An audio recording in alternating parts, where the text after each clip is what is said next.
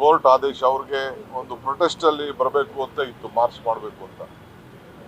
ಕೊನೆಗೆ ನಮ್ಮದೇ ರಾಜ್ಯ ಸರ್ಕಾರ ನಾವೇ ನಮ್ಮ ನಾಯಕರುಗಳನ್ನ ಅರೆಸ್ಟ್ ಮಾಡೋಂಥದ್ದು, ಚೀಫ್ ಮಿನಿಸ್ಟರ್ ಅರೆಸ್ಟ್ ಮಾಡೋದು, ಹ್ಯಾಮ್ರಾಸ್ಮೆಂಟ್ ಬೇಡ, ಕಾನೂನನ್ನ ನಾವು ಗೌರವ ಕೊಡಬೇಕು ಅನ್ನೋ ದೃಷ್ಟಿಯಿಂದ ಅಲ್ಲಿಂದ ಇಲ್ಲಿಗೆ ಬಂದು ಪ್ರೊಟೆಸ್ಟ್ ಮಾರ್ಚಲ್ಲಿ ಬರೋದನ್ನ ನಾವು ಅದಕ್ಕೆ ಬೇಡ ಅಂತ ಹೇಳಿ ನಾವೇ ಪಕ್ಷದ ವತಿಯಿಂದ ಬಂದು ಟೈಮ್ ತೆಗೆದುಕೊಂಡು ಇಲ್ಲಿಗೆ ಬಂದಿದ್ದೇವೆ.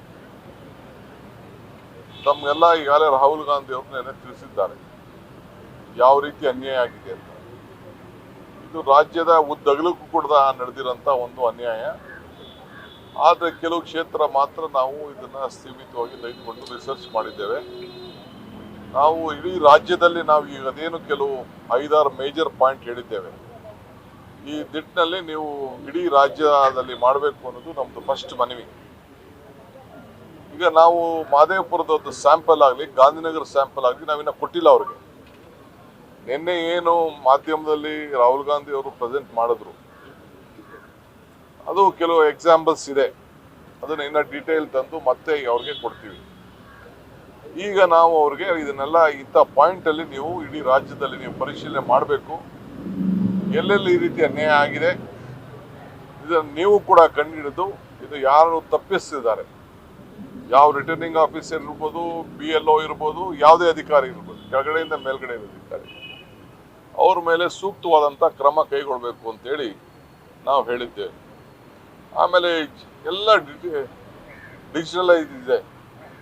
ಒಂದೇ ಹೆಸರನ್ನ 5 ಕಡೆ ಸೇರಿಸುವಂಥದ್ದು, ಮನೆ ನಂಬರೇ ಇಲ್ಲದೆ ವೋಟ್ ಸೇರಿಸುವಂಥದ್ದು, ಖಾಲಿ ಸೈಟ್ಗಳಲ್ಲಿ ವೋಟ್ ಸೇರಿಸುವಂಥದ್ದು, ಒಂದು ವೋಟ್ ಇಂದ ಈ ವೋಟ್ ಇರೋ ವೋಟ್ನ ತಿರ್ಗಾ ಇನ್ನೊಂದು ಬೂತ್ಗೆ ಶಿಫ್ಟ್ ಮಾಡೋಂಥದ್ದು, ಇವೆಲ್ಲ ಕೂಡ ಅಕ್ರಮ ನಡೆದಿರೋದು ಬೇಕಾದಷ್ಟು ದಾಖಲೆಗಳಿದೆ. ಸೊ ಅವ್ರಿಗೆ ನಾವು ಒಂದು 8-10 ಪಾಯಿಂಟ್ ಹಾಕಿ ನಾವು ಅವ್ರಿಗೆ ಮೆಮೊರಂಡಮ್ ಕೊಟ್ಟಿದ್ದೇವೆ. ಈಗ ಮಾಧ್ಯಮದಲ್ಲೂ ನಾವು ಏನು ಕೊಟ್ಟಿದ್ದೀವಿ ಅನ್ನೋದನ್ನ ನಿಮಗೆ ರಿಲೀಸ್ ಮಾಡ್ತೀವಿ. ನಾವು ಡೀಟೇಲ್ಗೆ ಹೋಗಿಲ್ಲ, ನಾವು ಡೀಟೇಲ್ ಇನ್ನೂ ಕೊಟ್ಟಿಲ್ಲ. ಅವ್ರೇನು ಮಾಡಬೇಕು ಈ ವಿಚಾರದಲ್ಲಿ ನಮಗೇನು ಮಾಹಿತಿ ಬೇಕು ಅಂತ ಅಷ್ಟು ಕೇಳಿದ್ದೇವೆ. ಸೊ ನನಗೆ ಭಾಳ ಸಂತೋಷ ಆಯಿತು. ಈಗ ಹೊಸದಾಗಿ ಅಂಬುಕುಮಾರ್ ಬಂದಿದ್ದಾರೆ, ಅವರು ರಿಸರ್ಚ್ ಪ್ರಾರಂಭ ಮಾಡಿದ್ದಾರೆ. ಹೇಳಿದ್ರು ನಾವು ಇದ್ರ ಬಗ್ಗೆ ಆಗಲೇ ನಮ್ಮ ತನಿಖೆ ಪ್ರಾರಂಭ ಮಾಡಿದ್ದೀವಿ ಅಂತ ತಿಳಿಸಿದ್ರು. ಅದು ಭಾಳ ಸ್ವಾಗತಾರ್ಹ.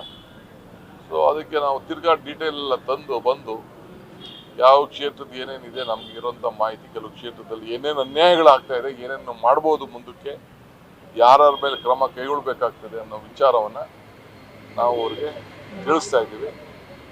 ಇಡೀ ಇದು ನಮ್ಮದು ಕರ್ನಾಟಕದ ಹೋರಾಟ ಅಲ್ಲ, ಮಹದೇವಪುರದ ಹೋರಾಟ ಅಲ್ಲ.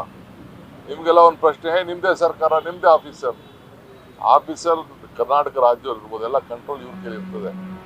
ಒಂದು ಕಂಪ್ಯೂಟ್ರಲ್ಲಿ ಹೆಸರು ಬಡಿದ್ರೆ, ನನ್ನ ಹೆಸರು ಹಾಕಿದ್ರೆ ಎಷ್ಟು ಕಡೆ DK ಶಿವಕುಮಾರ್ ಹೆಸರಿದೆ ಅಂತ ಗೊತ್ತಾಗ್ತದೆ.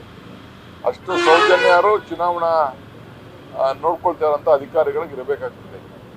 ಈ ದೃಷ್ಟಿಯಿಂದ ಇವತ್ತು ನಾವು ಅವ್ರಿಗೆ ಅವರ ಗಮನವನ್ನು ಸೆಳೆದಿದ್ದೇವೆ.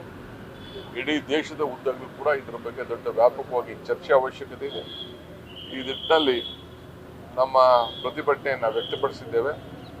ಮುಂದೊಂದು ದಿನದಲ್ಲಿ ಇದನ್ನು ಮುಂದುವರಿಸ್ತೇವೆ ಅನ್ನೋ ಮಾತನ್ನ ಹೇಳ್ತೇವೆ.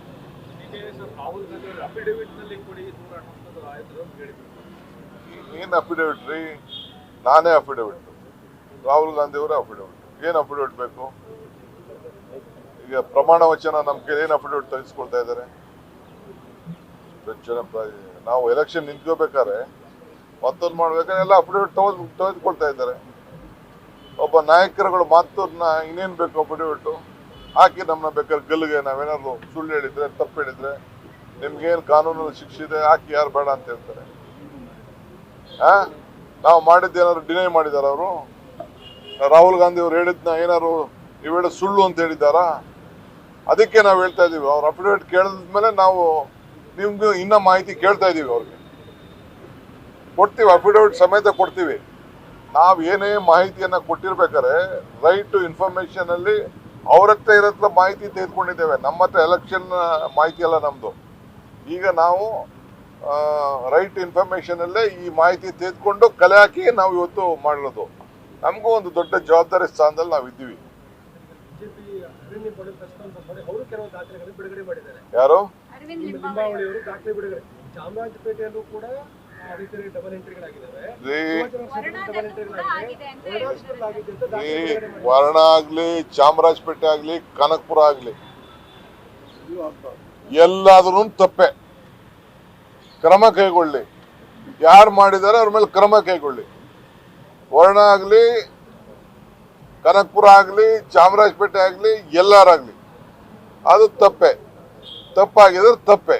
ಯಾರನ್ನು ಮುಚ್ಕೊಳಕ್ ಬರ್ತಾ ಇಲ್ಲ. ಯಾರೇ ಆಗ್ಲಿ ತಪ್ಪು ಮಾಡಿದವ್ರ ಮೇಲೆ ಕಾನೂನು ಕ್ರಮ ಕೈಗೊಳ್ಳಿ. ಪಿಜಿ ನಡೆಸ್ತಾ ಇರುವಂತಹ ಸ್ಪಾಟ್ ಅಲ್ಲಿ 80 ಓಟು 70 ಓಟು ಇರುತ್ತೆ. ಅದರದೆಲ್ಲ ಖಾಲಿ ಆಗಿದೆ, ಬೇರೆ ಬಿಲ್ಡಿಂಗ್ ಕಟ್ಟಿದ್ದಾರೆ. ಈ ತರದ ಪ್ರಮುಖ ದಾಖಲೆ ನೋಡಪ್ಪ, ನಾನು ಬಿಜೆಪಿ ನಾಯಕರುಗಳಿಗೆಲ್ಲ ನಾನು ಉತ್ತರ ಕೊಡಕ್ಕೆ ಈಗ ಅವಶ್ಯಕತೆ ಇಲ್ಲ. ನಮ್ಮ ಹೋರಾಟ ಏನಿದ್ರು ಎಲೆಕ್ಷನ್ ಕಮಿಷನ್ ಹೋರಾಟ. ನಮ್ದೇನಿದ್ರು ಹೋರಾಟ ನೀವು ಒಂದು ಪಕ್ಷದ ಧ್ವನಿಯಾಗಿ ಕೆಲಸ ಮಾಡಬಾರ್ದು ಅನ್ನೋದು ಹೋರಾಟ. ಅವ್ರಿಗೆ ನಾವು ಬೇರೆ ಎಲೆಕ್ಟ್ರಲ್ ಫೀಲ್ಡ್ ಅಲ್ಲಿ ನಾವು ಕೆಲಸ ಮಾಡ್ತೀವಿ, ಹೋರಾಟ ಮಾಡ್ತೀವಿ, ಆಗ ಉತ್ತರ ಕೊಡ್ತೀವಿ. Thank you. ನ್ಯೂಸ್ ಫಸ್ಟ್ ನಿರ್ಭೀತಿಯಿಂದ ನಿಮ್ಮ ಪರವಾಗಿ.